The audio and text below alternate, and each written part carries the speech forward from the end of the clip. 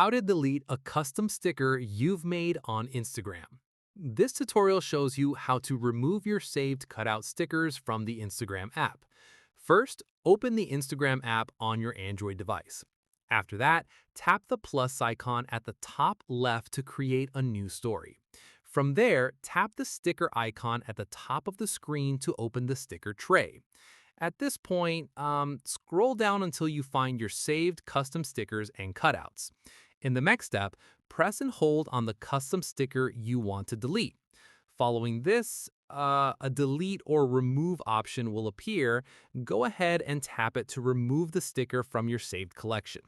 Once done, the sticker will no longer appear in your sticker tray going forward.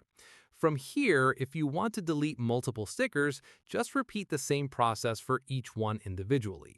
At this stage, keep in mind that deleting a custom sticker only removes it from your saved collection and does not affect any stories you've already posted with that sticker. Finally, if you ever want to recreate the same sticker, you can always go back to the cutout option and make it again from scratch. And that's it. If this guide helped you delete your custom stickers on Instagram, give it a like, subscribe for more Instagram tutorials, and tap the bell icon for updates. See you in the next one.